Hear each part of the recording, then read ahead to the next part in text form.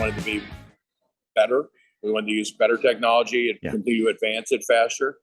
We wanted more offerings for our drivers, more technology for our drivers. We wanted more offerings for our customers and technology for them. Right. And at some point, we just, came to the conclusion if we were going to do this, we needed to do it ourselves. We couldn't rely on a third party because, again, the third party's in business to quantify and make money, and projects we wanted may be good for us, but they weren't essentially good for the industry or marketable for them to be profitable with them. Right. So I think we found a really good compromise. Launching our own system, our Transcend One system.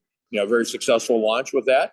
A couple of little hiccups, but when you launch a multi-million-dollar software platform, to be expected. And like I said, we're going to continue to lead the industry, because we're going to continue to integrate with both of the other software systems. And I don't believe any expedite company has that capability at this point.